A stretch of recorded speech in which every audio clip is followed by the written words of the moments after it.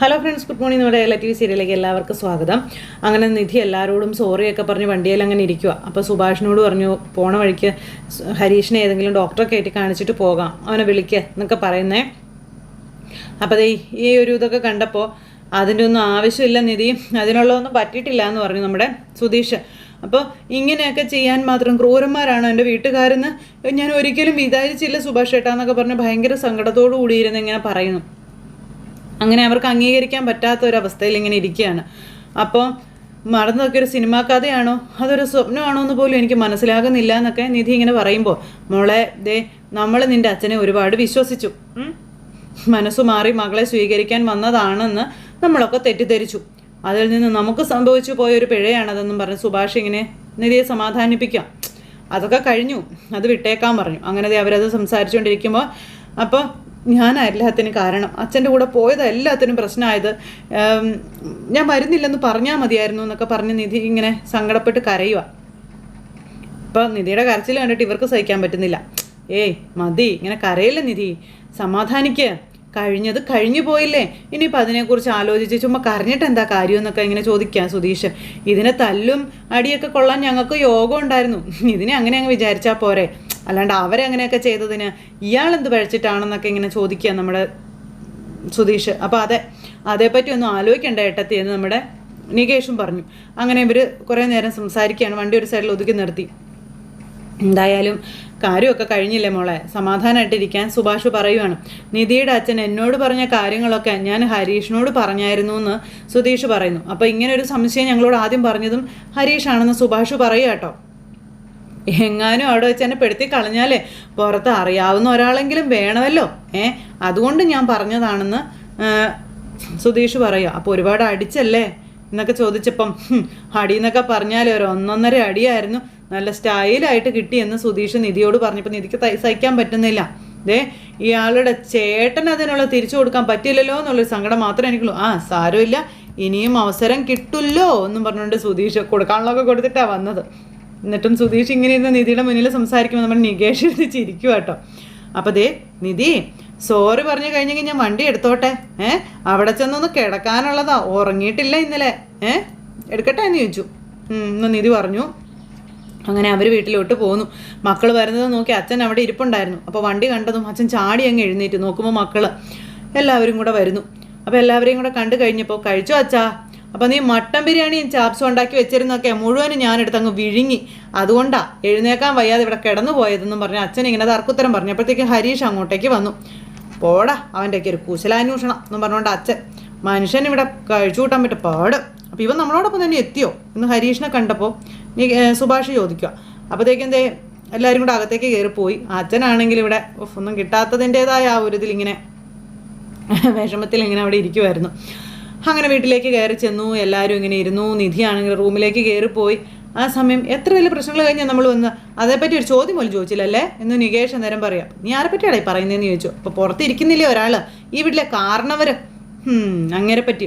എടാ നീ ആദ്യമായിട്ടാണോടാ അങ്ങനെ കാണുന്നത്? അയാൾ എന്നെങ്കിലും നമ്മളെപ്പറ്റി സംസാരിച്ചിട്ടുണ്ടോ? നീ എന്തിനാ വെറുതെ അത് പ്രതീക്ഷിക്കുന്നതെന്ന് ചോദിച്ചപ്പോൾ അതൊക്കെ ശരിയാണ്, എന്നാലും എൻ്റെ സുധീഷേട്ടാ, പക്ഷേ ഇങ്ങനൊരു സിറ്റുവേഷൻ വരുമ്പോൾ അത് കണ്ടില്ലെന്ന് നോക്കുന്നത് ശരിയാണോ? എൻ്റെ പൊന്നോ, എന്തിനാ ഇങ്ങനെ ഒരാൾ? നികേഷ് നീ അത് വിട്ടുകളടാ മോനെ, നീ എന്തിനാ ഇങ്ങനെ പറയുന്നതെന്ന് ചോദിച്ചു. സുധീഷേട്ടാ, നിങ്ങളുടെ അമ്മായപ്പനുണ്ടല്ലോ ഒരു പക്ക ക്രിമിനലാ കേട്ടോ എന്നും പറഞ്ഞോണ്ട് ഹരീഷ്. അപ്പോൾ അതേടാ, ഞാൻ നിധിയുടെ മുന്നിൽ വെച്ച് പറയാതിരുന്നതാണെന്ന് സുധീഷ് ഇങ്ങനെ പറയുക. അപ്പോൾ എടാ, ആ വീട്ടിൽ എല്ലാവരും നീ പണവും സ്വർണവും കട്ടുകൊണ്ട് പോയെന്ന് പറഞ്ഞപ്പോഴും നിധി മാത്രം അത് വിശ്വസിച്ചില്ല എന്ന് സുഭാഷ് അന്നേരം പറഞ്ഞു. അവരങ്ങനെ ചെയ്യില്ല എന്ന് നിധി പറഞ്ഞുകൊണ്ടേയിരുന്നു. അത് വലിയ കാര്യം തന്നെയല്ലേടാ എന്ന് സുഭാഷ് ഏട്ടൻ ചോദിക്കുക. അപ്പോഴത്തേക്കും നിധി അങ്ങോട്ടേക്ക് വന്നു കേട്ടോ. എന്താ എൻ്റെ പേര് പറഞ്ഞൊരു സംസാരം?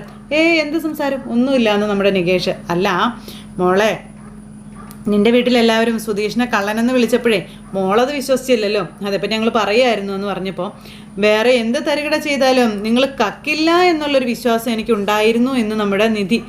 വിശ്വാസം എന്ന് പറഞ്ഞാൽ നമ്മുടെ സുധീഷ് ഇങ്ങനെ ഇരിക്കുക. എന്നാലും അതൊരു വലിയ വിശ്വാസം തന്നെയാണ്. അപ്പം ഒരു സമയത്ത് ഇയാൾ അതുകൊണ്ട് മുങ്ങിന്ന് ഞാൻ പോലും വിശ്വസിച്ചു എന്ന് ഹരീഷ് പറഞ്ഞപ്പോൾ, എടാ ഹരീഷ, ഞാൻ ചുമ്മാ പറഞ്ഞല്ലേ ഇന്ന് ഹരീഷ്, ഒന്നില്ലെങ്കിലും സുഭാഷ് ഏട്ടൻ വളർത്തിയവരല്ലേ, നിങ്ങൾ കക്കില്ല, അതെനിക്ക് ഉറപ്പാണെന്ന് പറഞ്ഞു. അപ്പോൾ ക്രെഡിറ്റ് മുഴുവൻ സുഭാഷ് ഏട്ടൻ, എന്നെ അങ്ങ് കൊല്ലും എന്നും പറഞ്ഞുകൊണ്ട് നമ്മുടെ സുധീഷ് ഇങ്ങനെ ഇരിക്കുക കേട്ടോ.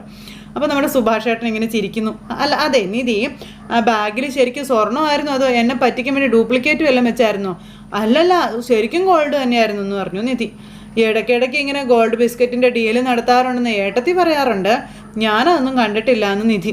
അപ്പം കള്ളക്കടത്ത് തന്നെയല്ലേ? സുധീഷേട്ടൻ ബാഗുമായിട്ട് പിടിക്കപ്പെടാതിരുന്നത് വലിയ കാര്യമാണെന്ന് വിചാരിച്ചാൽ മതിയെന്ന് പറഞ്ഞു നികേഷ്. പക്ഷേ എനിക്കതിൽ നിന്ന് പറഞ്ഞാൽ എടുക്കണമെന്നുണ്ടായിരുന്നു, പിന്നെ വേണ്ടാന്ന് വെച്ചതാ എന്ന് സുധീഷ്. ഭാഗ്യം അതുകൊണ്ട് സുഭാഷേട്ട മാനം പോയില്ല കേട്ടോ നമ്മുടെ നികേഷ്. അപ്പോൾ അതേ അങ്ങനെ സംസാരിച്ചുകൊണ്ടിരിക്കുമ്പോൾ നമ്മുടെ നിധിക്ക് ഭയങ്കര ചിരി. പക്ഷേ എനിക്ക് സുഭാഷേട്ടനെ പോലെ ഒരു ഏട്ടനില്ലാത്തത് കൊണ്ടായിരിക്കും ഞാനൊരു സാധനം എടുത്തെന്ന് പറഞ്ഞു. എന്താന്ന് ചോദിച്ചു. അപ്പം ഒരു മിനിറ്റേ എന്ന് പറഞ്ഞുകൊണ്ട് നമ്മുടെ നിധി അകത്തേക്ക് കയറിപ്പോയി. അപ്പം എന്താ എടുത്തേന്ന് ചോദിച്ചു. എല്ലാവരുടെയും എടുത്തുകൊണ്ടുവന്ന് എല്ലാം കാണിച്ചു കൊടുത്തു. നിധിയുടെ സകല സാധനങ്ങളും അവിടുന്ന് നിധി എടുത്തുകൊണ്ടാണ് പോകുന്നത്. ആധാർ കാർഡൊക്കെ. ഇതായിരുന്നോ എന്ന് ചോദിച്ചു നികേഷ്. അത് കൊള്ളാലോ മോളെ എന്ന് സുഭാഷ്. ഇനി ഇതില്ലാത്തതിൻ്റെ പേരിൽ ഒരു കാര്യം നടക്കാതെ വരില്ലല്ലോ അല്ല സുധീഷേ എന്നും പറഞ്ഞുകൊണ്ട് നമ്മുടെ സുധീഷ്. അപ്പോൾ എല്ലാവരും ഹാപ്പിയായി. കുറച്ച് കഴിഞ്ഞപ്പോഴത്തേക്കും ആ ഗുണ്ട നമ്മുടെ സുഭാഷിൻ്റെ വീട്ടിലേക്ക് വരുമോ, കാറിൻ്റെ കീ വേണം എന്നും പറഞ്ഞ്. സുധീഷേട്ടാ കാറെടുക്കാൻ ആൾ വന്നിട്ടുണ്ടേ എന്ന് നമ്മുടെ നികേഷ്. അതാ വരുന്നു എന്ന് പറഞ്ഞു. സുധീഷ് ഇറങ്ങി വന്നു. അപ്പം നിധിയെ ഇറങ്ങി വന്നു. അപ്പോൾ വണ്ടി സൈഡിൽ കിടപ്പുണ്ട്. ഈ സമയത്താണോടോ കാറെടുക്കാൻ വരുന്നേ? നീ ഇപ്പം രാത്രി വന്നത് അടി ഉണ്ടാക്കാൻ വല്ല ആണോടാ എന്ന് സുധീഷ് ചോദിച്ചു. ജാവി തന്നാൽ ഞാൻ വണ്ടിയായിട്ട് പോയിക്കോളാം, അടി ഉണ്ടാക്കാനൊന്നും അല്ല ഞാൻ വന്നതെന്ന് അയാൾ പറഞ്ഞു. അപ്പം ഞാൻ ഈ കാറ് നാളെ രാവിലെ ഇവിടെ ഇട്ട് കത്തിക്കാൻ പോവുകയാണെങ്കിൽ നീ എന്നാ ചെയ്യുമെന്ന് സുധീഷ് ചോദിച്ചു. അപ്പോഴത്തേക്കും നികേഷ് അവിടെ നിന്ന് ചിരിക്കും. അപ്പം നമ്മുടെ നിധി അകത്തേക്ക് കയറിപ്പോയി.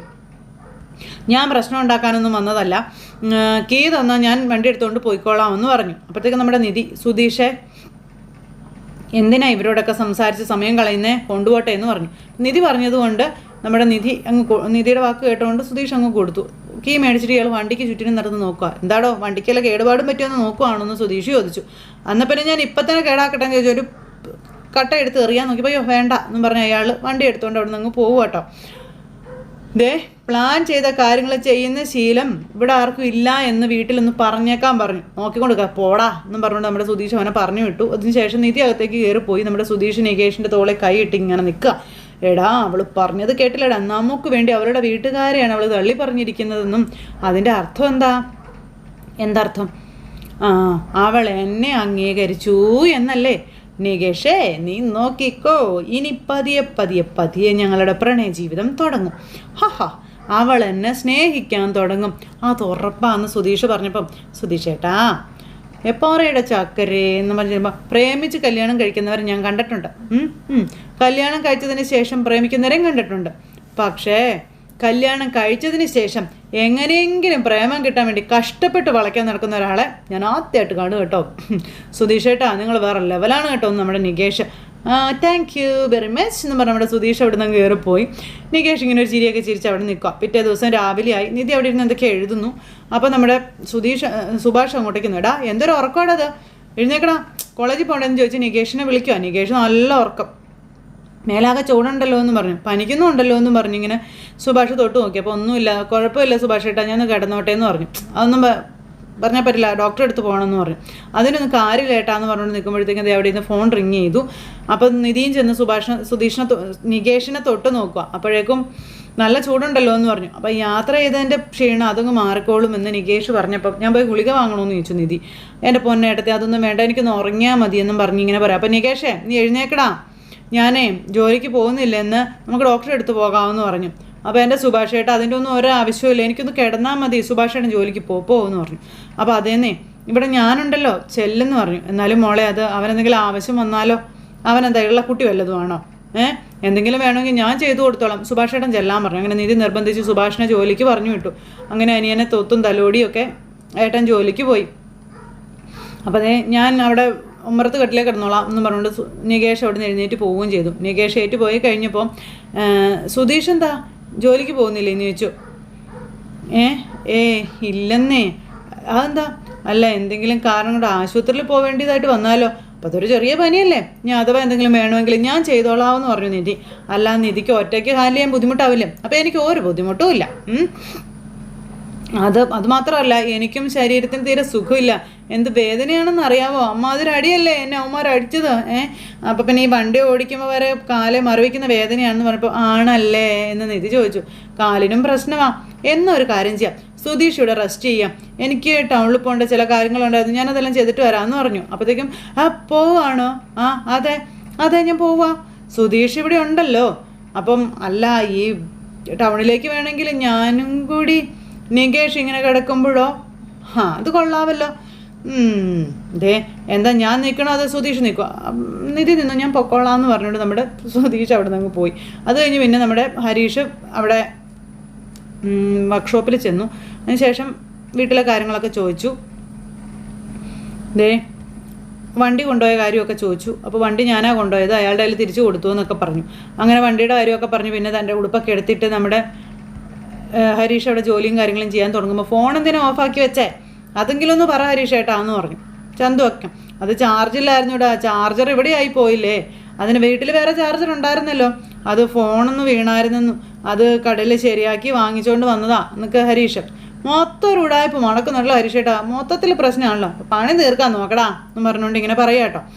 അങ്ങനെ നമ്മുടെ ഹരീഷ് ധൃതിപ്പെട്ട ഓരോ ജോലികൾ ചെയ്യാൻ തുടങ്ങി. മറ്റവരിങ്ങനെ ഹരീഷിനെ ഇങ്ങനെ ഓട്ടക്കണ്ണൊക്കെ ഇട്ടേക്ക് നോക്കുന്നു. പിന്നെ നീതു വന്നതിനെ പറ്റിയും നീതു സംസാരിച്ചതിനെ പറ്റിയും ഒക്കെ ഇങ്ങനെ സംസാരിക്കുക. അപ്പോൾ നീതു വിളിച്ചിട്ട് ഫോൺ എടുക്കാത്തതിൽ നീതുവിന് ഭയങ്കര സങ്കടമായിപ്പോയെന്നൊക്കെ പറഞ്ഞു. അത് ഞാൻ മനഃപൂർവ്വം എടുക്കാതിരുന്ന, അവൾ ഏത് നേരം ഇങ്ങനെ മനുഷ്യൻ ഇറിറ്റേറ്റ് ചെയ്തുകൊണ്ടിരിക്കുമോ എന്നൊക്കെ പറഞ്ഞു. ഈ സമയത്ത് എന്ത് തിരക്ക്, എവിടെ പോയി, ആരാ കൂടെ, എന്താ ചെയ്തത്, മര്യാദയ്ക്ക് ഞാൻ പറഞ്ഞതാ ഇപ്പം സംസാരിക്കാൻ പറ്റില്ല, ആ ഒരു സ്ഥലത്താ നിൽക്കണേന്ന്, അപ്പം നീ കിടന്നു എന്ന്, അപ്പോഴെങ്കിലും ഒന്ന് നിർത്തണ്ട എന്നും ചോദിച്ചുകൊണ്ട് ഇങ്ങനെ ദേഷ്യപ്പെട്ടു. മനുഷ്യന് ഭ്രാന്ത് പിടിക്കുന്നത് പോലെ ആയെന്നൊക്കെ പറഞ്ഞു. അങ്ങനെ ഈ വിവരങ്ങളെല്ലാം നമ്മുടെ ഹരീഷ് ഇങ്ങനെ ഇരുന്ന് പറയുമ്പോൾ പെണ്ണുങ്ങളല്ലേ ബ്രോ എന്നും പറഞ്ഞുകൊണ്ട് കൂട്ടുകാർ പറഞ്ഞു തീർന്നില്ല, നാവകത്തേക്ക് ഇട്ടില്ല. അതേ വരുന്നു നമ്മുടെ നീതുവിനെ കണ്ടപ്പോഴത്തേക്കും ഹരീഷ് അന്തം വിട്ടിങ്ങനെ നോക്കുക. ഇരിക്കാൻ പറഞ്ഞു. അപ്പം ഇരിക്കാനോ, ഒന്നും സംഭവിക്കാത്തതുപോലെയാണല്ലോ നിന്റെ പെരുമാറ്റം കണ്ടാലെന്ന് നീതു. മിനിങ്ങാന്ന് രാത്രി മുഴുവൻ നിനക്ക് മെസ്സേജ് അയച്ചേ, ഇന്നലെ പകൽ പോലും നീ എന്നെ ഒന്ന് തിരിച്ചു വിളിച്ചില്ല, സംസാരിച്ചുകൊണ്ടിരിക്കും, ഫോൺ സ്വിച്ച് ഓഫ് ചെയ്തിട്ട് നീ ഒരു ഒറ്റ പോക്കും, ഹരീഷ് എന്താ വിചാരിച്ച് വെച്ചിരിക്കണേ എന്ന് നീതു ചോദിച്ചു. ഹരീഷ് ഏട്ടൻ ഇപ്പോഴാണ് മെസ്സേജ് കണ്ടത്, അപ്പോഴേക്കും നീ ഇത് വരികയും ചെയ്തു. അപ്പോൾ അതെ ഫോൺ ഇപ്പോഴാണ് ഓണായത്, അപ്പോഴെങ്കിലും വിളിക്കാൻ തോന്നിയോ? ഇല്ലല്ലോ എന്ന് പറഞ്ഞ് നീതു ഇങ്ങനെ ഭയങ്കര ദേഷ്യം. അതാണ് എന്നെപ്പറ്റി തിങ്ക് ചെയ്യേണ്ട കാര്യം എന്താണല്ലേ എന്നൊക്കെ നീതു ചോദിക്കുമ്പോഴത്തേക്കും ഹരീഷിന് ദേഷ്യം വരാൻ തുടങ്ങി. നിന്റെ സീനിയർ ഞാനില്ലല്ലോ, ഒരാഴ്ചക്കുള്ളിൽ എല്ലാം ഓവറല്ലേ? ഇതിനാണെങ്കിലോ ഇത് ഇക്കൊക്കെ സ്റ്റാർട്ട് ചെയ്യേണ്ട കാര്യം ഉണ്ടായിരുന്നോ, പഴയതുപോലെ മതിയായിരുന്നല്ലോ, എനിക്കെങ്കിലും പീസ്ഫുള്ളായിട്ട് ഇരിക്കായിരുന്നല്ലോ എന്നൊക്കെ പറഞ്ഞപ്പോഴത്തേക്കും ഹരീഷിന് കലി കയറാൻ തുടങ്ങി. ഒരു രക്ഷയില്ല. ഒരാഴ്ച നല്ല ലവ് മൂഡിലിരുന്നിട്ട് ഇപ്പം നീ ആറ്റിറ്റ്യൂഡ് ഇട്ട് നിൽക്കുകയാണോ എന്നൊക്കെ ചോദിക്കണം. അന്നേരം എൻ്റെ പൊന്നോ എൻ്റെ സിസ്റ്ററെ നീ ഒന്ന് ചില്ലാകാൻ പറഞ്ഞു. അവർ എന്തെങ്കിലും ആവശ്യത്തിനായിരിക്കും ഹരീഷേനെ ഫോൺ കട്ട് ചെയ്തത്. നട്ടപ്പാതിരൊക്കെയാണ് ആവശ്യം. എന്താവശ്യമാണ്? അതും ആ സമയത്ത് ആൾ വീട്ടിൽ പോലും ഉണ്ടായിരുന്നില്ലല്ലോ എന്നൊക്കെ നീതു. പാതിരാത്രിക്ക് നെറ്റ് കോൾ ചെയ്യാൻ ഒരു ബുദ്ധിമുട്ടും ഇല്ല, കോളെടുത്ത് അങ്ങ് മിണ്ടാൻ അവന് പാട്. ഇവൻ രാത്രി മുഴുവൻ ആരുടെ കൂടെ ഹാങ് ഔട്ട് ചെയ്യായിരുന്നെന്നും ആ സമയത്ത് ഞാൻ ഫോൺ ചെയ്ത് പിടിച്ചില്ല. എൻ്റെ കോൾ വന്നപ്പോൾ അവന് മൂഡ് പോയി കാണും. പിന്നെ സഡൻലി ഗോസ്റ്റ് എന്നൊക്കെ പറഞ്ഞ് ഭയങ്കര ഡയലോഗ്. അതങ്ങനെയൊന്നും അല്ല, ഫോൺ ഓഫായി പോയതാന്ന് പറഞ്ഞു. ഫോൺ എന്താ ഒരു ദിവസം മുഴുവൻ ഓഫായി പോവുക, ആരോടെ ഈ കള്ളം പറയുന്നേ എന്നൊക്കെ ചോദിച്ചുകൊണ്ട് ഭയങ്കരമായിട്ട് നീതു ഇറിറ്റേറ്റ് ചെയ്യുമ്പോഴത്തേക്കും അതേടി എനിക്ക് സീരിയസ് ആകും, തോൽപ്പിൽ ഇട്ടേച്ച് പോടി എന്നൊക്കെ പറഞ്ഞുകൊണ്ട് ഹരീഷ് ഭയങ്കരമായിട്ട് ദേഷ്യപ്പെടുക. മനുഷ്യൻ തീ പിടിച്ചിരിക്കുമ്പോഴേ അവരുടെ ഫോണിലെ കിന്നത്തിന് മറുപടി പറയാൻ നിൽക്കണത്. സൗകര്യമില്ലായിരുന്നടി എന്ന് പറഞ്ഞു. നിൻ്റെ ഫോൺ എന്ന് പറയുന്നതേ എനിക്ക് ശരിക്കും ഒരു ടോർച്ചറാണെന്നൊക്കെ നമ്മുടെ ഹരീഷ്. അത്യാവശ്യമായിട്ടൊരു ജോലിയുണ്ട്, പോയി കിടന്ന് ഉറങ്ങാൻ പറഞ്ഞാൽ അവൾക്ക് രാത്രി മൊത്തം കുത്തിക്കൊണ്ടിരിക്കണം. ഒക്കെ നിനക്ക് ഭ്രാന്താണെന്നും ഫോൺ ഭ്രാന്തിയാണ് നീ എന്നൊക്കെ ഹരീഷ് ഇങ്ങനെ നീതുവിനോട് പറഞ്ഞു. നീതുവിന് ഭയങ്കര സങ്കടം. രാത്രി 2 മണിയായാലും 3 മണിയായാലും മനുഷ്യനൊക്കെ ഉറങ്ങാൻ വിടാത്ത നിനക്കൊക്കെ മുഴുവട്ട അടിയെന്നൊക്കെ പറഞ്ഞുകൊണ്ട് പറയുമ്പോൾ നീതു ഇങ്ങനെ ഭയങ്കരമായിട്ട് ഇറിറ്റേറ്റ് ആയിപ്പോയി. ഇതാണ് ഏർപ്പാടെങ്കിൽ ഇപ്പം പോയിക്കോണം, ഇതൊന്നും എനിക്ക് സെറ്റാവണ ഏർപ്പാടല്ല എന്ന് പറഞ്ഞു. ഒരു പ്രശ്നത്തിലാണെന്ന് പറഞ്ഞാൽ അത് ആദ്യം മനസ്സിലാക്കാൻ പറ്റണമെന്നും നീതുവിനോട് പറയണു ഹരീഷ്. നീതു ഇങ്ങനെ നോക്കി നിൽക്കുക ഹരീഷിനെ. അപ്പം അങ്ങനെ ഒരു സിറ്റുവേഷൻ കാണിച്ച് ഇന്നത്തെ കഥ അവസാനിച്ചു. എല്ലാവരും കാത്തിരുന്ന് കാണണേ. എല്ലാവർക്കും ടാറ്റാ.